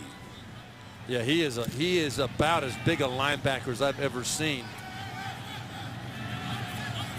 Broncos have already reached their season average in rushing yards today. Misconnection on the exchange. Buckhalter does well to hold on to the ball. His middle backer Sharpton was right in there. You know what that was, Don? That was a complete bust on someone on the left side of the Broncos line. Sharpton lined up out there on the edge and just came untouched into the backfield from that left side. Someone missed an assignment. That was almost a disaster for the Broncos. You'll see right here he is coming up on the outside. And man, Tim Tebow barely got that ball to Buckhalter. Texans really like Daryl Sharpton, a rookie linebacker from Miami of Florida, picked in the 4th round last April. Very smart, not real big, but he gets there. And that's going to do it for the 3rd quarter of play. Houston leading 23-10. We'll be back after this message and your word from your local station. You're watching the NFL on CBS. With Steve Berline, this is Don Criqui back at Invesco Field at Mile High. Broncos with the ball, trailing the Texans 23-10 as we open the 4th quarter. Tebow eludes tacklers, but not all of them. One finally gets him down. As coming up to make the play was Mark Anderson. 96, and there's a penalty marker down. Was there a hold? Oh, it's up the field like it might have something to do with the receivers. If the play goes, it's the first sack of the day for the defense.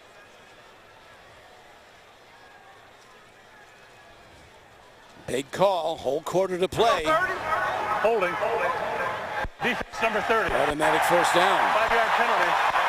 The first down. That's a shame for Houston. Jason Allen totally away from the play. They're going to call holding right there. You got a little head slap from Brandon Lloyd.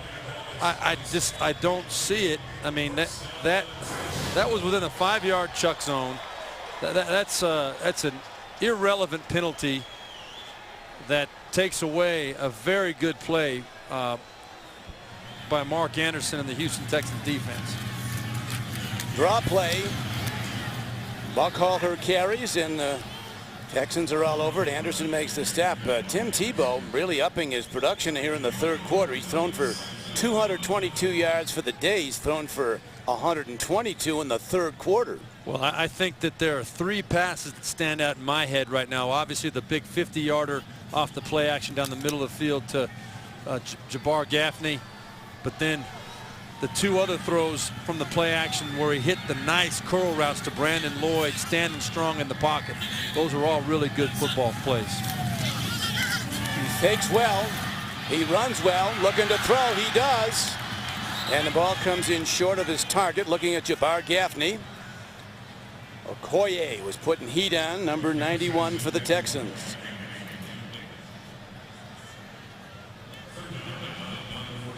Tim Tebow was actually born in the Philippines. His parents were missionaries there. He told us, we were talking about the people doubting him in the NFL if he can be a quarterback. He said, hey, they doubted me in high school. He went to a high school and the guy told him, you're not playing quarterback, you're going to be a tight end or a linebacker, and he switched high schools. He said he's been trying to prove people wrong ever since.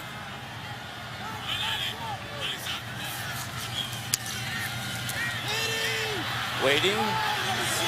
Right on time to an open receiver. Down to the 31-yard line. And before our eyes, you have to think that Tim Tebow's coming of age in his 2nd start in the NFL. 18-yard gain. Again, a really nice throw. Look at him buy a little time. He doesn't like what he sees front side. Sets up and delivers a bullet strike to Brandon Lloyd, who goes down the sideline.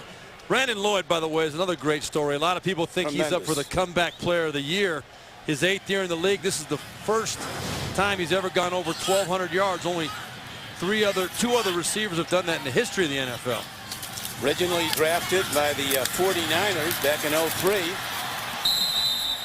He is having a phenomenal year, an all-pro year. Buckhalter's the man. Snapped by Bernard Pollard.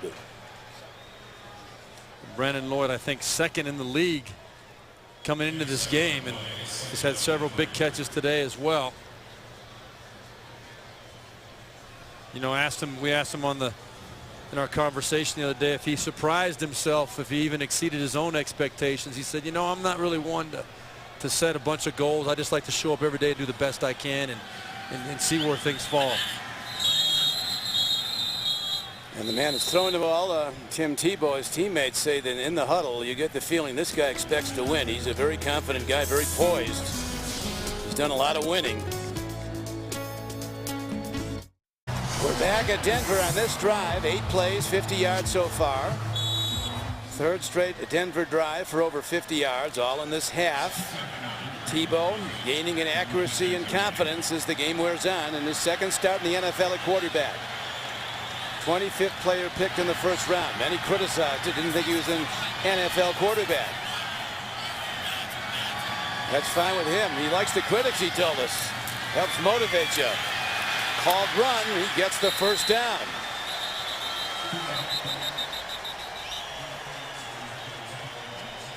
Well, that's what he brings right there.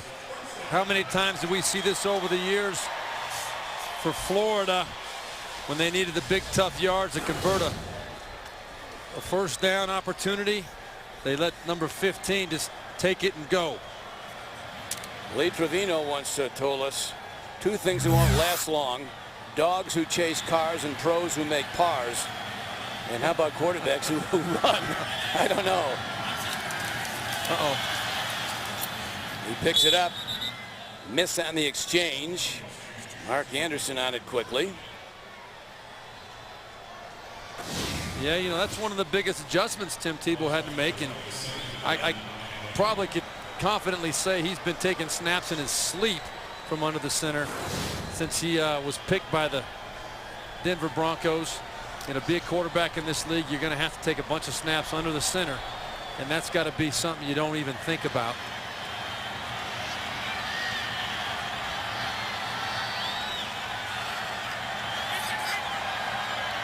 Another checked off, second down. Blitzers are coming hard, and Tebow's on the run and not far. Terrific defense by the Texans. You know what that was, Don? That was tremendous discipline by the Texans on that defense. That was Jamison making the sack, but they came up the field hard. And what ends up happening a lot of times, and a good running quarterback will expose this, but look at how evenly dispersed those defensive linemen were. They all were coming up the field pressuring, but they kept their lane responsibilities, and that's what was able to finally corral Tim Tebow right there. A lot of times a good running quarterback under pressure is going to step up and go, and if you're not disciplined, it can be a big play. There's a big play now. 3rd and 14. The screen pass again. Nice. Buckhalter with a great change of direction. Move is heading in. Standing up on the play of the day for the Broncos, and they're right back in it.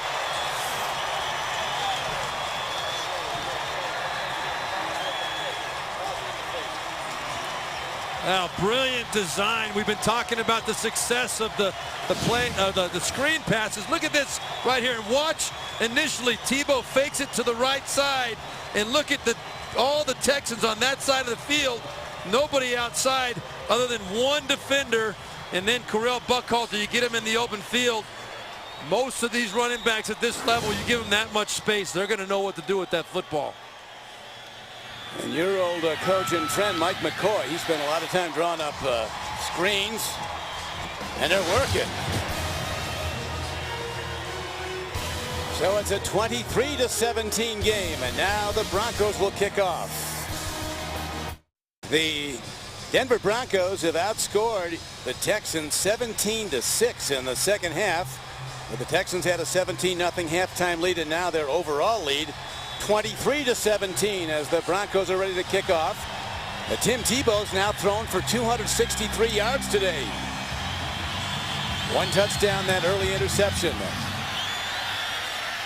Steve Slayton. He downs the ball, and the Texans will go from their 20 when we come back. Coming up, time permitting, after the game, the Subway postgame show. Join JB, Dan, Shannon, Boomer, and Coach Cowher for all the latest scores and highlights. That's all coming up on the Subway postgame show. Texans lead, cut to 6. The stadium's come alive in Denver. 2nd and 10, looking for Daniels, overthrown. Big rush coming from the outside backer, Robert Ayers. Yeah, he had a clean shot at Schaub. You're going to see right here, Ayers came up, you read that play action and made the hit from behind on Schaub. He's holding his head. He took a lot of hits last week, Matt Schaub. He did, and that could very well have been close to a head-to-head contact the way it looked from behind. Sounds like the good old days here in Denver. Yeah, they can make some noise. Beautiful slant pattern throw, and the mark is going to be at the 31. It's a first down. Great job of just knowing the field, Don. That was pressure coming from the outside, the secondary, and Matt Schaub reversed out and knew exactly where his quick outlet throw was and made the Broncos pay. They've been a darn good fourth quarter team right there. Second most points in the fourth quarter in the NFL.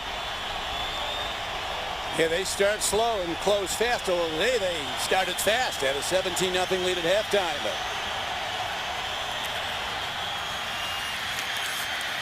Foster gets some, and he's thrown back from the 34-yard line. Coming to make the stop on the play was Kevin Vickerson, defensive end 99. This is a play down where Arian Foster really didn't have the cutback opportunity. Probably regretting he did. You know, you look at a counter play to the right side, which that was.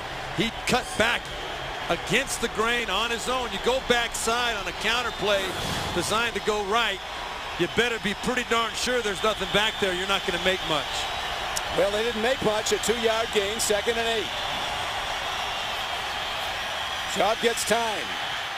Swings it low. Beautifully executed by the Texans for a first down after the 45-yard line. Arian Foster on the receiving end. Dawkins, an 8-time Pro Bowler with the Eagles, makes the stop for the Broncos. An 11-yard gain. You know what was great about this one, Don? See how Matt Schaub, calm and cool in that pocket. Arian Foster was his 4th read on that play. His check down, as we kind of refer to it in the business. And Arian Foster came through untouched at the right time. Matt Schaub did not force anything up the field. Nice little check down for a first down. 64 catches now this year for the NFL's leading rusher, Foster. Now he runs it. Now we have a moment. Let's go to New York to James Brown for an update. As Don the and scoreboard's Steve. changing at Cincinnati. Don and Steve, take a look. Carson Palmer, when he hooks up with Jordan Shipley on this 3-yard strike, that's Palmer's 3rd touchdown toss of the day. A stress-free day for him without T.O. and Ocho Cinco. If San Diego loses, they're out. KC will win the AFC West. Back to Don and Steve. Wow. We had the Bengals last week, and you could see Carson Palmer's confidence growing with those young receivers. And the Bengals, they like playing for Marvin Lewis. There's been a lot of talk about his future. They were a division champion a year ago. Andre Goodman breaks it up. How about the Colts and the Raiders? Here's James again. Don and Steve, take a look here. Peyton Manning hooking up with Blair White on a 4-yard touchdown toss. 4 plays, 56 yards. If Indy wins its last 2, they win the division. 24-19, they lead Oakland in the 4th. Don and Steve. Hey, thank you, James. A pretty remarkable comeback late in the season by the Colts, who have had more injured players this year than any time since they've been in Indianapolis. More starting players. Here is Schaub, and he is hit as he releases the ball incomplete. 3rd down miss. Rush was coming. Harris Cox on a corner blitz. Now that very well could have been intentional grounding, in my opinion. You see some pressure coming from the Denver Broncos that drive. Several times in that drive, they came with all-out safety pressure right there. Matt Schaub did not have the answer. So the Texans, their lead, cut to 6. Now have to send the ball back to the Broncos on a punt. Eddie Royal is back in his 8th. And Tim Tebow is hot. Hot throwing the ball. They let it bounce. It takes a bounce the Broncos' way. Texans working hard to down the ball at the 23-yard line. So it's 7:42 to play. Rookie Tim Tebow will quarterback the Broncos when we come back. With Steve Berline, this is Don Criqui back at Denver. Broncos have worked their way back in this game. Down by 6 with their rookie quarterback Tim Tebow getting it going. See the second half yardage. Tebow's been lighting it up, throwing the ball. He's thrown for 263 yards on 13 of 22, and he's ready to launch again. Gets it away as it's drilled to hit the ground. Incomplete, 2nd and 10. You know what's surprising about this? From the Texans standpoint, they're usually a second half team. Their only points have come on 54 and 57-yard field goals. As we see, the ball definitely did hit the ground.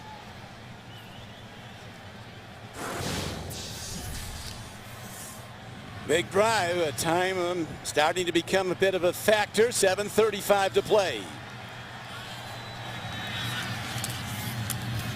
They run it. And the Texans stop it. Buckhalter runs, lead tackler Okoye. Well, you've got to give the Texans defense credit on that. That's a play where Mike McCoy on 2nd and long, generally speaking in the NFL, probably 80% of the time, defenses are going to play a soft 2-deep coverage where they're not going to have safety support up for the run. That's a good time to run the ball to try and pick up 5-6 yards, get yourself in a 3rd and manageable situation. The one thing you don't account for is the defense stepping up making a play. Now you got 3rd and 11. And you have to think, Steve, the Texans are thinking screenplay. You would have to think that, Don. That's probably a pretty good call right here. They've been running it all day and making first downs. Downfield throw, check down receiver has a first down and a lot more. Buckhalter on a 3rd and over 10. Breaks it up the middle of the field after the catch for a 22-yard gain, and the Broncos are driving. Good veteran play by Tim Tebow right here. You got the soft 2-deep coverage. You even had Amobi Okoye dropping into coverage from the nose tackle position, but right there against that soft 2-deep coverage, there's not a lot of holes up the field. You got to be patient, take your check down, hope your athlete like Correll Buckhalter can pick up the first down like he did. Buckhalter with a big catch and run. Tebow has now thrown in this game for 285 yards. He's hit 14 of 24 throws. And the team he's going against has the lowest rated pass defense in the NFL. Yeah, unfortunately for Houston, that they've exceeded their average. They were already ranked last coming into today. 4th worst of all time, as mentioned earlier, if their average holds up for the season. It's a good matchup for Tim Tebow to try and get his confidence going. I think he's accomplished that today as well. Tebow, tough to tackle. They've hit him a lot in the backfield, but he throws most of the tacklers off. He's 6'3", 245 pounds. There's his counterpart, Matt Schaub. He's had good numbers today, and right now his team trying to protect a 6-point lead. Tebow again, bootleg. A left-hand long ball. There's a receiver there. Incomplete at the 9. Shooting at Jabbar Gaffney. Well, Jabbar Gaffney was open up the field. I'm not going to put that on Tim Tebow, though. The one thing a receiver has to do in this situation, you can see Tebow's coming all the way out. The receiver's got to kind of buy time before he takes off. He did a little bit, but he's up the field a little bit too far for Tim Tebow to get that ball out there. A little bit more patience by Jabbar Gaffney, and he might have been able to hook up with his young quarterback. Denver with a 17-point second half so far. Only 6 points the Texans have had it in the spectacular field goal kicking of Rackers, and here's a throw for a first down. Coming back at the ball, Brandon Lloyd with a phenomenal play, a 14-yard gain. Well, that puts Tebow right about 300 yards. What a great throw that was. I mean, under pressure right away. I thought it was a careless throw initially, but when I saw the end result, it was right on the money. I thought he was just trying to get rid of that football dangerously, but no, it was right there. Great play. Well, the great John Elway carried this franchise for 16 seasons. And you start to think maybe this is the Elway replacement they've been waiting for. A long way to go, a lot more to be decided. Protecting the ball is huge, and Gaffney makes a great play.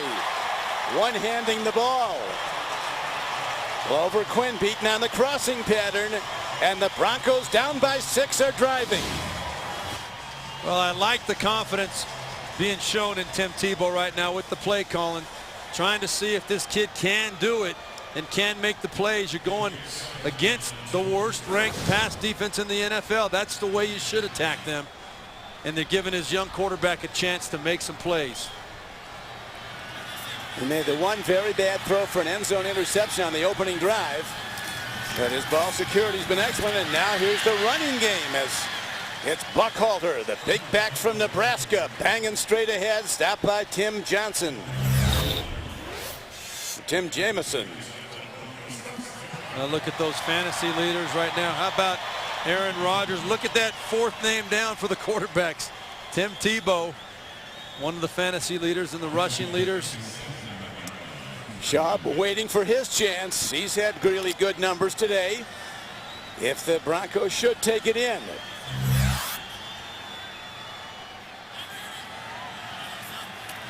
All out blitz. They pick it up beautifully, and Tebow's on the run inside the 20. And he dances out of bounds with a first down at the 16-yard line. You know what I like most about this play, Don? I like the way it ended. You know, we talked to Tim Tebow. He said, I'm not going to change who I am. I've just got to be selective about when I try and run physically. He knew where the first down marker was. He's got to learn when it's okay to take a hit, when it's worth taking the hit, and when it's not. Right there, a great decision to get the first down and get out of bounds. Look at those numbers. 326 total yards. But the Texans still lead the game with 4 minutes to play. And the Broncos call a timeout. This guy's won a lot of games. Here's a guy that won the Heisman Trophy, only player ever to win that great award as a sophomore. He was a Heisman finalist 3 straight years. 2 national championship teams he quarterbacked in Florida. Well, what has he done today? Well, started out, I wanted to see more than just those little bubble screens and the regular screen passes. They've used them very efficiently and very effectively today, but he has done a great job. That was a touchdown to Correll Buckhalter, but this is the play right here that I liked just a few plays ago. But I also did like a couple of the plays where he stood strong in the pocket. And we know he can make plays with his feet. He's going to always bring that dimension to him. But he made the big plays up the field from the pocket, which you have to do at this level. Watch out for the run here. Empty backfield. Yeah, he's going up and checking it now. Look at all the guys that the Texans have brought up.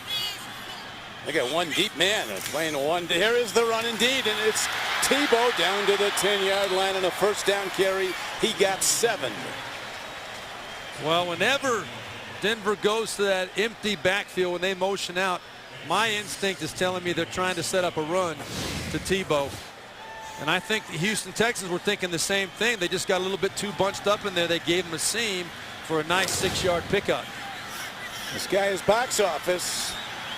As soon as he came into the league, his jersey was the #1 selling jersey in the league as a rookie who hadn't played. And today's not hurting those sales. Tebow looks, end zone throw. Smart play. Overthrows. Coverage was excellent on Eddie Royal. Glover Quinn was covering on the play. Don, that's a play where you're telling your quarterback, we're going to take a shot. We're looking for the perfect look, the perfect opportunity. Eric Studesville got to be happy with the decision, because you tell the young quarterback, if we get the perfect look and you have a chance to make the play, make the play. But if it's not there, throw it away. Is this 2-down territory? Well, I think at this clock, you might want to think so. Yeah, I would say so. Hey, the Texans are sending people blitzing. Here they come, and they're coming fast. End zone throw. They're going to call PI. First and goal, Denver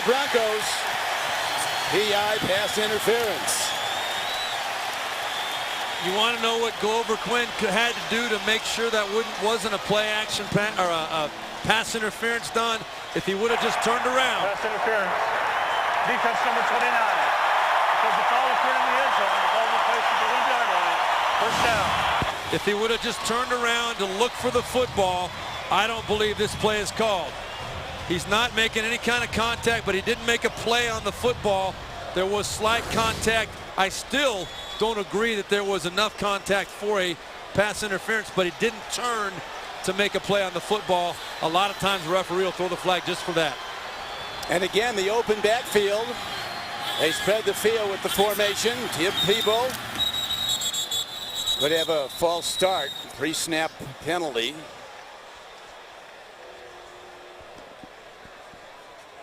See the game clock down to 3:13. False start. Offense number 73. Makes a big difference. First down. Well, that is a huge penalty. First and goal at the 1. That's a heck of a lot more desirable, a heck of a lot easier play call than first and goal at the 6. So McCoy has orchestrated the offensive coordinator for the Broncos the game beautifully for his rookie quarterback.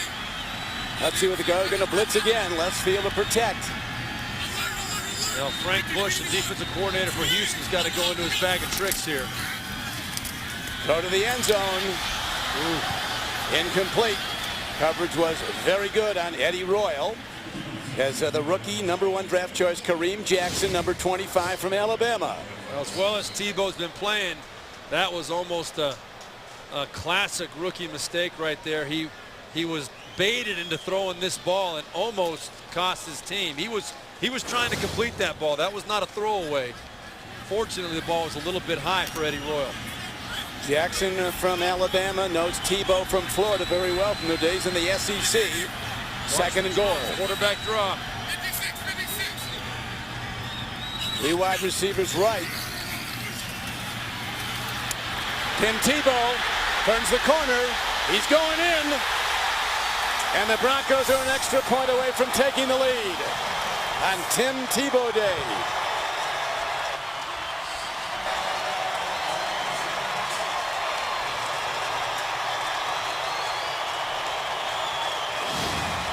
How about this guy? This was a designed play action fake to the front. You look, you see there's nobody here on the front side for Houston. The run fake to the right side. Tebow instinctively senses it and realizes that, well, these defensive linemen are fast, but number 92 Earl Mitchell for Houston is not as fast as I am. The extra point is a huge one. And the Broncos take the lead for the first time, 24-23. And now Matt Schaub and the Texans ready to get the ball back. But all day they've been out without their all-pro wide receiver who was out with an injury. Andre Johnson couldn't go today. Well, you know what the key to that play right there was, Don? Mark Anderson, the backside defensive end, lost his contain. Mike McCoy, very, very satisfied right there. Tim Tebow, he's firing up his teammates right now. Look at that. You can't coach that, Don. That's passion. He told us, Tim Tebow, we talked to him, he said, I believe that leaders know where they're going and how to get people to follow them. Yeah, he said people want to follow it, a leader. He said even if you have to fake it sometimes. He said, I'm not going to lie to you. I've had to fake it a few times. But if your teammates believe you. But he said when you fake it a little bit, then you're pumped up yourself. You can convince yourself. That's right. Well, Matt Schaub and Gary Kubiak and that Texans offense have got to step up here now. A loss after being up 17-0 in a game like this could be devastating for them. But well, it's been Tebow in the second half. Let us not forget Matt Schaub is a sensational player. He's 19 of 26 today for 265 and a touchdown. Well, as you mentioned, though, he's minus his #1 weapon in Andre Johnson. But we also have to remember his field goal kicker is hit from 54 and 57, so a long-distance field goal could be in the offing to decide this game. Don, that was a terrible decision by Steve Slayton to run that football out. It was 6 yards deep in the end zone. To try and run it out at this point in the game, you get hit at the 15-yard line. How about the Bengals and the Chargers? Scoreboard is changing. Here's James Brown. Don and Steve, Cincy adding to their pad. Bernard Scott, running back, up the gut, 10 yards to pay dirt. Cincy on top, 34-13 as San Diego lost their out. KC will win the AFC West. Don and Steve. All right, James, and here is Schaub standing in, gets time, down the middle throw, comes in on the 1-hop, 2nd and 10. Looking at Jacoby Jones, who's made some big plays today for the Texans. I don't know whether that ball was tipped or not, Don, but it sure looked like it the way it dove. Yeah, right there, the right arm. That looked like it was Justin Bannon. Got his right arm up there. Either here or Williams. Somebody deflected it. 2nd and 10. And the decibel level is about as high as it gets. And it gets high in Denver. Terrific underneath throw. Schaub throws to tight end Joel Dreesen. A first down for the Texans.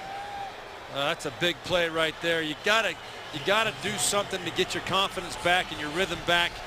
I'm not 100% sure Matt Schaub is feeling all that great after that one hit. I've seen him on the sidelines. Looks like he's a little bit foggy to me. Another good throw over the middle. Again, they work the middle of the field with the tight end position. This time it's Owen Daniels. And the Texans keep getting yards. A 15-yard gain, down by 1. Their place kicker, Rackers, is hit from 54 and 57 yards on field goal tries today. Hit them both. Schaub again, underneath throw. Again, he goes to the tight end. Ball is out. Let's see if they rule it a catch or if he did not have total possession in the process. He did not in the process of catching the ball. They're ruling it incomplete. That looked to me like it was a catch, just extending the ball to try and get an extra yard, and he lost control of it. So we're down now to the 2-minute warning in Denver. There'll be no overtime today. We're going to have a winner. Back to Denver. Don Criqui with Steve Berline. Here's where we're at. 1:59 to play. The Texans, who led 17-0 at halftime, down by a point. Matt Schaub at quarterback from the shotgun. Broncos come with 4. Beautiful underneath throw and catch. Dreesen with a first down. Joel Dreesen in a drag pattern underneath. And he's ahead for a gain of 15 yards, and the Texans drive on. Well, Don, I want to make a point here. That was Gary Kubiak made a decision not to challenge that last catch. I believe it was a catch, and I think he would have won the challenge. But I think in his mind, he calculated it was only a 4-yard gain. It was going to be 2nd and 6 or 2nd and 10. If there's any doubt, let's don't waste the challenge and a timeout possibly. Our quarterback can make a play for us. He did right there. Blitzers come. Schaub swings it low. Open field tackle at the 39.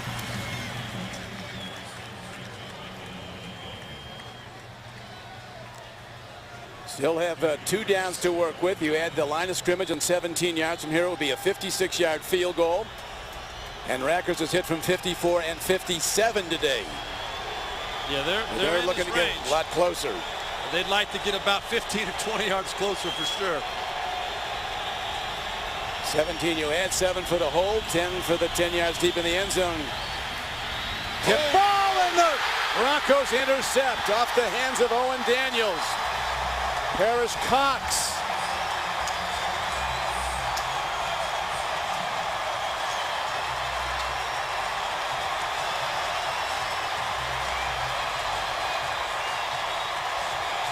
Schaub walks off. Broncos take over the ball. And they're going to give it officially to Sidquan Thompson. You don't think that this is a game of inches? Gary Kubiak trying to be conservative with a nice, safe throw. Owen Daniels wide open, but it was Brian Dawkins who came rushing up the middle, jumped up. I think the ball went off of his helmet and is intercepted. It was a safe call. It was the right call. It was going to pick up about 10 yards for the Houston Texans right there. And it ends up costing them the football game. Still a 1:12 left to play.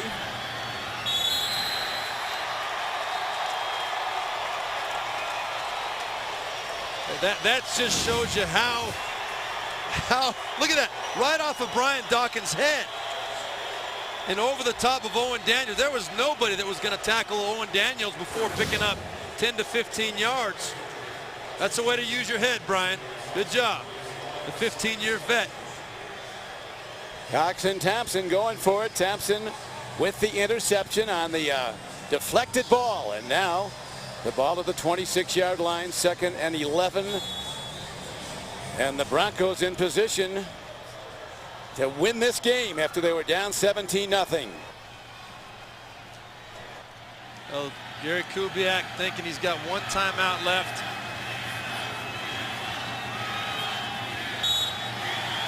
Now the Texans unable to stop the clock. Out of timeouts. Well, they're out of timeouts. Excuse me. I thought they were sitting on one more.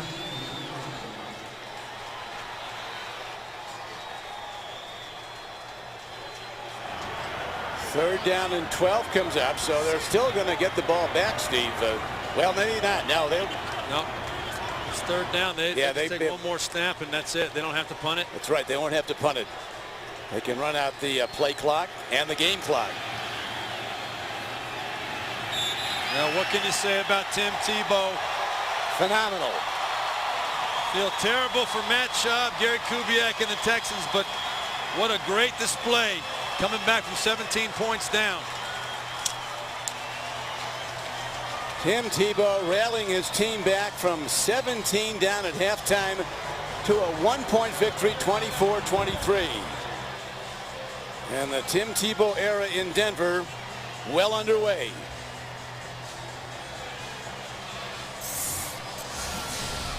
That's a game ball he'll treasure. Final score, Denver 24, Houston 23. And the game-winning touchdown by Tim Tebow. He takes off and he goes in. That tied it, and the extra point gave him the lead. Quan Thompson comes up with the interception, stops Schaub's drive.